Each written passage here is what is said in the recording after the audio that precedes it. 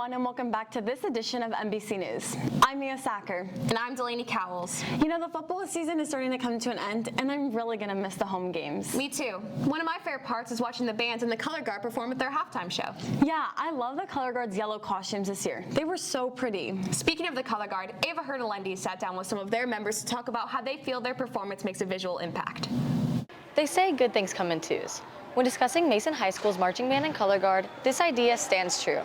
This duo partners to create the spectacular performance that graces our eyes and ears on Friday nights at the halftime show. Color Guard members Lily Samuel and Ali Walinga feel that their visual performance is key to the show's success. I just think that color guard is a special part of the band because you don't need to be good at playing an instrument.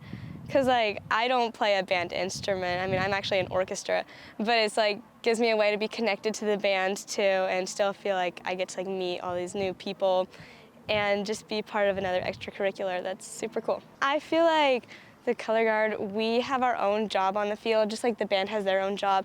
And there's things that we do that the band can't do and vice versa. We add a whole new level to the band, this whole new emotion and feeling to the show that you can't just get with music alone. In general, I think we're all just one big team, but we both bring two different sides to the table. The band creates a story and portrays a story through their melodies, and we portray it through our bodies, our facial expressions, our equipment, our emotions that we portray to the audience. So they both go hand in hand, and we couldn't do it without each other. This year, Mason's Color Guard team took a different route when choosing a color theme, inspiring creativity and stories through a burst of color. The visual aspect this year is very different from previous years because in previous years we've always done these dark themes, kind of you don't understand them, but this year we have bright yellow, bright blue, white. We're trying to prove something and have a whole new story portrayed through our Mason Band program this year with a new show and a show that kind of talks about a journey and having a journey and something to follow. This year is the first year I've had with skirts, so I feel like it's so much fun and it's so much, you can see us a lot better on the field than you could last year. Going out there and just performing and just showing to the thousands of people that come watch us, it brings out a lot of creativity and it's fun for me. I think it allows me to express creativity just through myself because everyone performs differently. People have different ways they do techniques or they have different facial expressions or body movements, and everyone has their own strengths. So when you spend more time with those kind of people, you get to see those certain personality traits come through, and you get to see everyone do their own thing. And it's just amazing to see that and see people's personalities come through, making connections and doing Color Guard. This bright and expressive team really does add a whole new dimension to the story presented by the marching bands. Although the football game halftime shows this year are winding down to an end, with the new addition of vibrant yellows, pinks, blues, and more, this eye-catching and melodic performance is definitely one to remember. I'm Ava Hurtalendi, NBC News. Watching the Color Guard always gives me such school spirit. It makes me just want to get up and do a little dance with them. Save that for the Black Hole. You know, it's so cool to see some of my friends actually lead the Black Hole this year. Although I didn't enjoy your dance moves, I did enjoy the changes that were made this year. Isabella Owens has the story. The Black Hole was a tradition started several years ago by MHS students, but it was traditionally run by boys. However, this year, for the first time ever, girls are taking on more of a leadership role. Seniors Ashton Gigliotti, Peyton Flynn, and Mia Maldonado are a part of the movement to include more women leadership in our student section and make the Black Hole an inclusive space for everyone. Having a female leader now, it's more empowering because seeing a female leader in a position that was male-led, since the Black Hole even started, I think it's just inspiring for everyone that had always aspired to do something like that. I'm making a change at Mason, and maybe it is tradition for it to be men only, but I don't think that's a good tradition that should keep going at school. I think that we should be inclusive to everyone. Even though they're enthusiastic about changing traditions, they know they'll face challenges. The challenges I face as being a Black Hole leader would just be the tension that is there during games and everything. Some students are not for women being down there and are upset that it has turned into a club, but it's kind of far from a club. It's more of just we go to the games and it's the same thing, but girls are just in it now.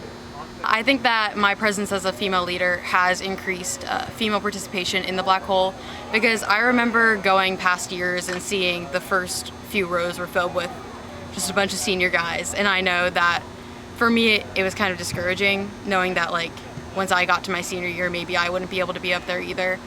But I think that our recent games, I've seen a lot of women up front, and I've seen them getting really hyped up and getting really excited, and that's just kind of like the impact that I wanted to make on people at these games.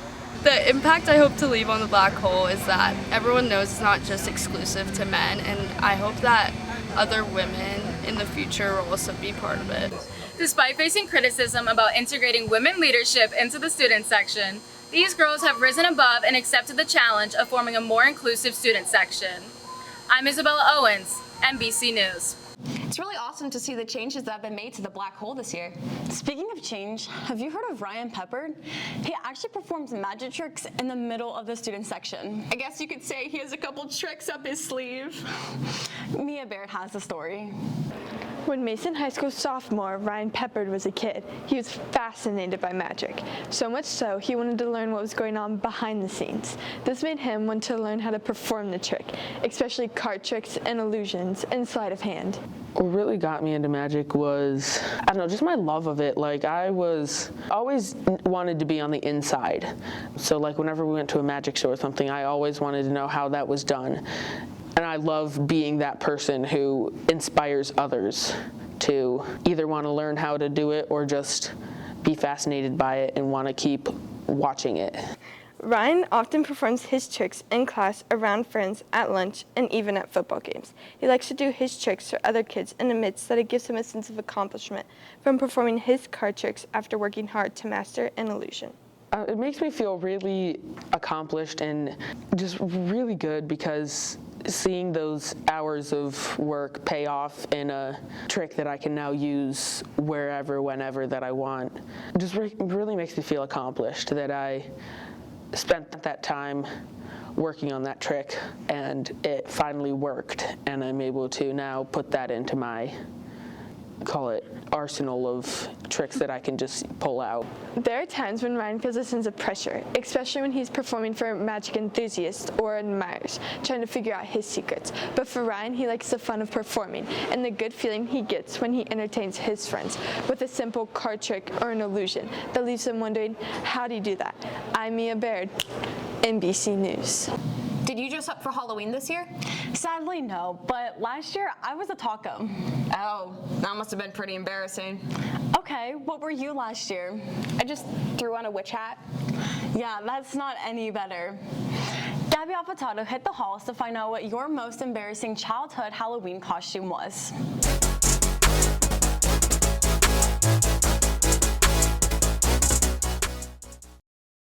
Halloween has once again come and gone. It's the holiday where make-believe is for people of all ages. It's also the time where high schoolers decide to put aside their more childish behaviors, like trick-or-treating or dressing up. But for some, that can be tough, and others, the thought of getting rid of their Halloween traditions is just something that they can't do. So before we dig into our bag of treats and put away our costumes, we thought we would ask you, the kids in the hall, what is your most embarrassing childhood Halloween costume? What is your most embarrassing childhood Halloween costume? That would be a really bad Iron Man costume. It was just a mask and red pajamas. Oh, pajamas. Can't sleep on Halloween. Exactly. Can't sleep on Halloween. Can't sleep on Halloween. I was a bride one year. Oh, that's good. Yeah, and my dad, it made him emotional because he was like, you're literally 7. And I was in a bride costume. That's probably, and I was a lobster one year.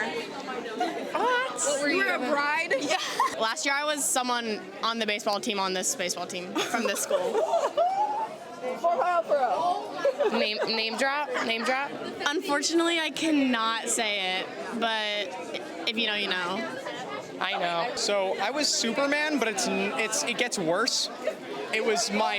So I was like a little kid, like 5. Okay. They were my pajamas. Okay. So they're I lived in those things. They were nasty. Oh. So okay. Just lived in really gross, just like a Superman onesie, and I was like, that's my Halloween. You know what? costume. There's no rules on Halloween.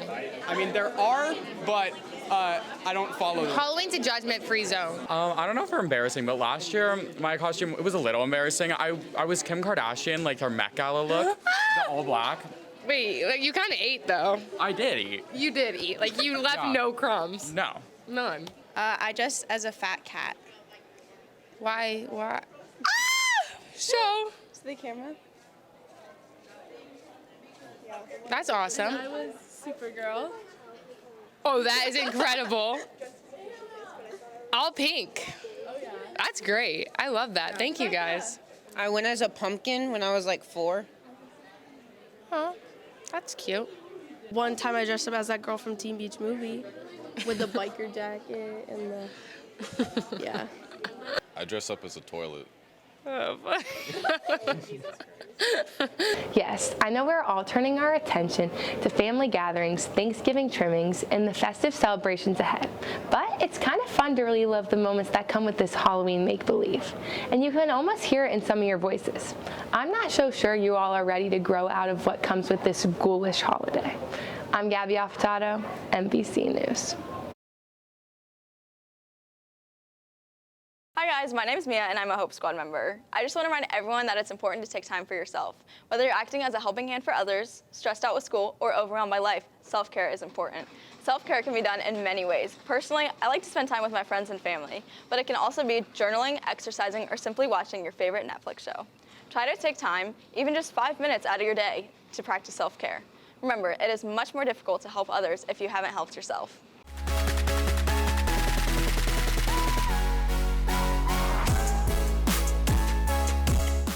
What's up, Comet Country? The postseason is in full swing for the Comets, and while many of our teams are making their way through the playoffs, we have several competitors who participate in sports and activities that are kinda off the beaten path, just like the athletes in the new rock climbing club.